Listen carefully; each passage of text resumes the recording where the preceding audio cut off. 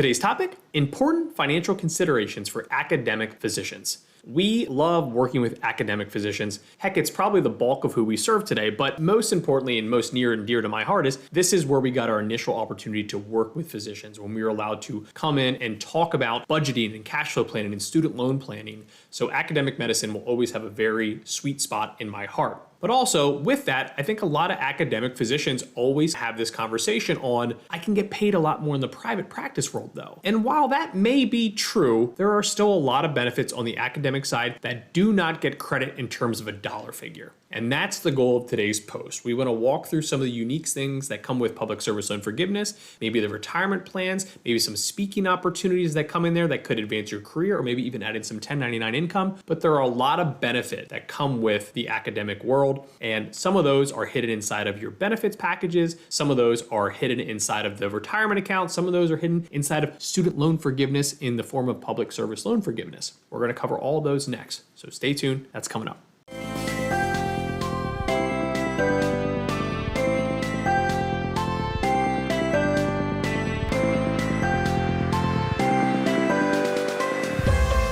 First up, student loan forgiveness, in particular, public service loan forgiveness in the terms of academic medicine. This is a huge one. We put this first for a reason, especially coming out of your training, because you likely are only going to get PSLF if you go into academic medicine. And that's why we lead with this one. The average loan debt is around $200,000. From our side of it, we actually have a little bit higher number there. So this is a vital part to your overall compensation package. If you're sitting there and you have a large amount of loans, 200, 300, 400,000, and you just did 4 or 5 years of training and you say, hey, if I do another 5 years, 6 years, I will have all this debt forgiven. That is an important financial consideration that you need to think through, right? You need to crunch those numbers, because having that debt forgiven, and remember, with public service loan forgiveness, not only is the debt forgiven, it's completely tax-free. And if we've learned anything over the most recent times of crazy student loan news here coming out of the student loan pause, where finally we believe loans are going to restart here,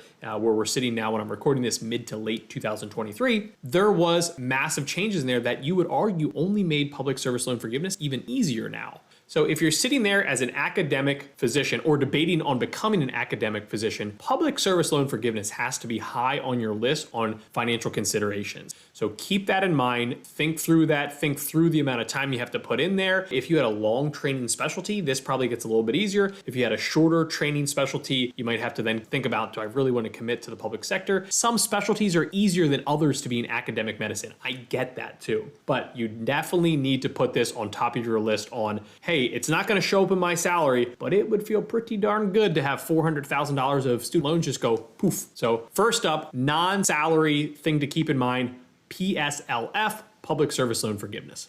Next up, retirement accounts. Now, I always chuckle because as soon as I say that usually in academic medicine, we see better retirement plans, I usually get hate mail about 24 hours later where someone shows how bad their plan is. And there are bad plans out there. I cannot sugarcoat that. But for the most part, with larger academic institutions, we see stronger qualified plans. Qualified plans just mean your 403B, 457B plan. We do see better plans here, or at least we see more options. Let me give you an example here. It's not uncommon to see in academic medicine a 403B, and then they'll also give you access to a 457B plan.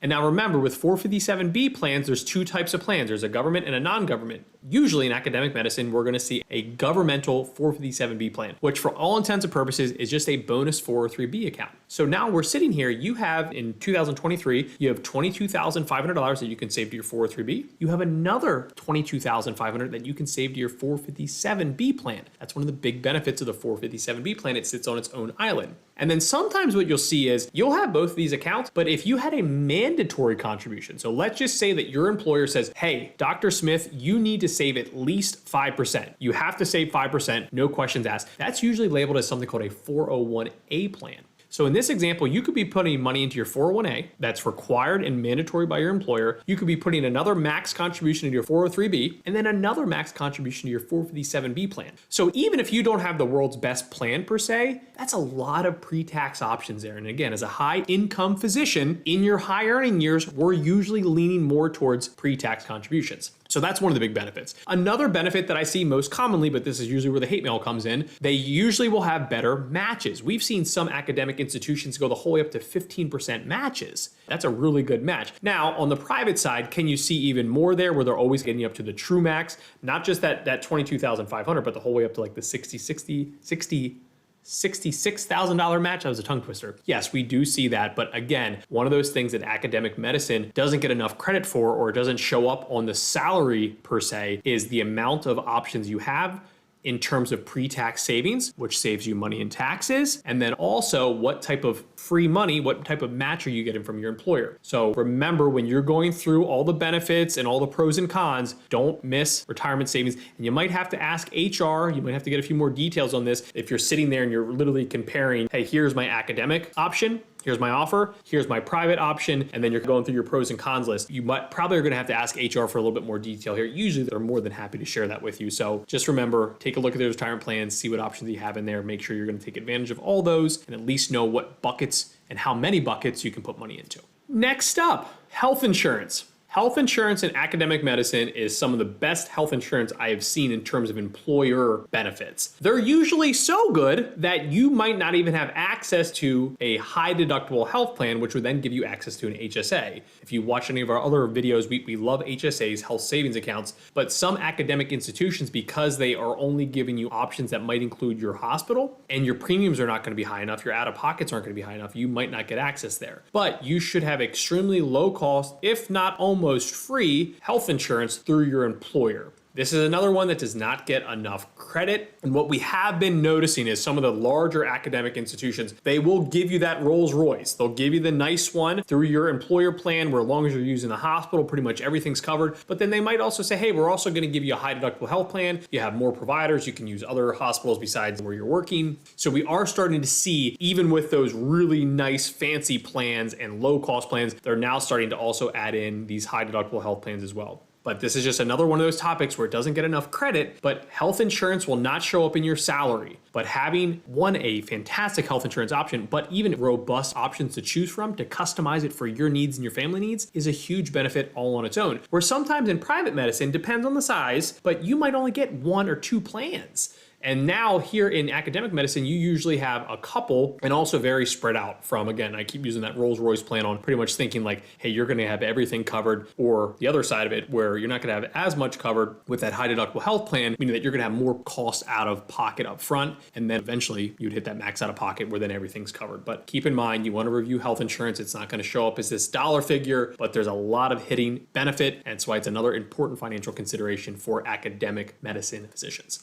FMLA, Family and Medical Leave Act. While this is not something that's just for academic physicians, the reason why we put this as one of the important financial considerations is most of the times what we'll see in academic medicine is they're going to add even more benefits onto this, where they might even allow you to build up unused sick time and add it towards FMLA. So the main thing that you want to review here is what benefits are they adding? How much extra time are they going to add into that? Can you utilize some of that unused sick time to put it towards that? But this is really important. I say family planning for physicians is always so vital because you're getting a little bit later start. So most of the time you might not start this until your 30s. You want to take that family planning to the next level and understanding these types of benefits as you begin this journey of your family planning. That FMLA is so vital. And while again, this is a benefit that's out there for everyone, you can even have better, stronger benefits, or maybe even larger benefits coming through that academic side. So another important consideration for everyone, because again, Medical and Family Leave Act, usually we think of it in family planning, but there's other reasons why you would utilize that as well, based on the list of options you can utilize FMLA for. But take your time, understand all the benefits that are here, especially if you're getting ready to start a family. I think FMLA is a huge sweet spot here in academic medicine. Next up, CME allowances. I think it's pretty cool. When I talk about this with some of our physicians, they don't think it's all that cool, but I think it's cool. And what we usually see here in academic world is they will essentially allow you to get allowances to continue to build up your CME. While that's not that exciting, what the exciting part can be is if they allow you to travel to get that CME. So maybe you're traveling to unique, cool locations. Maybe you're getting some traveling done with this. Work-life balance, right? Let's not get that burnout going. Take advantage of some of this travel. Let them pick up the tab. So the CME allowance is one of those neat things to not only help you and continue to keep you sharp in terms of education, but also might give you a chance to travel a little bit, see some places in the country that you haven't been to, maybe in the world if they're offering the CME. So there's one of those unique benefits that you usually don't see a lot of on the private side. It's there, but it's not as organized as what we usually see in the larger academic medicine setups in terms of their HR benefits. So CME, I think it's cool. Maybe you don't think it's that cool, but take advantage of it. One, for your education, but two, maybe sneaking in some travel. So check out that CME benefit as well. Next up, speaking at lectures. One thing we see a lot with our academic physicians, and one of my favorite things because it kind of sneaks in a little bit of entrepreneurship with the academic role. So the beauty of this speaking engagement is obviously we're going to get hopefully paid for this, right? So there's a good thing. Maybe get some free travel out of it, some good networking, continuing to build yourself up as an expert. So there are a lot of benefits here that we see in the speaking world of academic medicine. So if this is an opportunity for you as you continue to build up your brand and your expertise, take advantage of this. One thing we also like to throw in here is if this triggers some 1099 income, this could also open up another retirement option for you called a solo 401k plan with that 1099 income. And there's a lot of other benefits that you can work with that 1099 income, but this is another one of those little hidden gems that we see more often on the academic side. But can you do it on the private side? Of course you can, right? If you're an expert in your field, everyone's gonna want you to talk, but we see it more often than not on the academic side, maybe if there's even more of the research side, and that's where we see this most often. But this is another one of those hidden gems where you're not gonna see it as a dollar figure. Hopefully it becomes a dollar figure, but you might not see it on that initial salary per se, because it's going to be another opportunity, another business venture that stems out of your current role and then becomes this little side gig for you as well. So speaking at lectures, another important consideration to keep in mind in the academic physician space.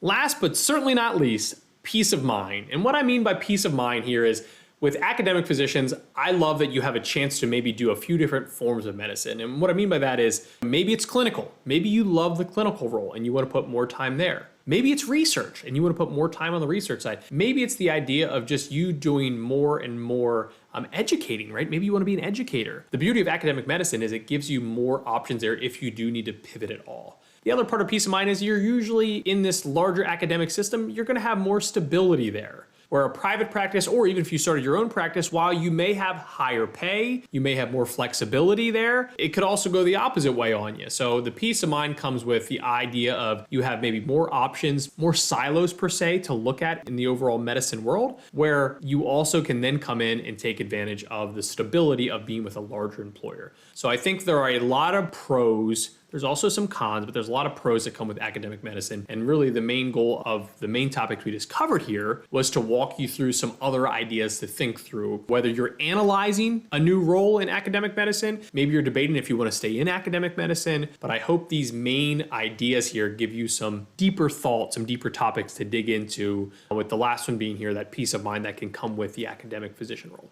And there you have it. Important financial considerations for academic physicians. We covered it all. We got public service loan forgiveness, we got retirement accounts, we got speaking, we got CME, peace of mind, you name it, we covered it. Are there other benefits? Of course there are. Are there other things that we didn't cover that we might label as more of a con than a pro? Yes, of course there are. But the main goal of this video is to walk you through some bigger topics that can lead to larger dollar amounts, but they're not going to show up in your base salary per se as an academic physician. So, as always, thanks for hanging out with me for the last 15 minutes or so. If you have not subscribed, now's a great time to subscribe to the channel. If you click on this little bell icon, you also get a notification every time we release a new video. If you have any questions, if you'd like to see anything else covered, drop a comment for us. We'd love to cover that and hit that on one of our next videos. Again, thanks for hanging out with me, and I will catch you on the next video.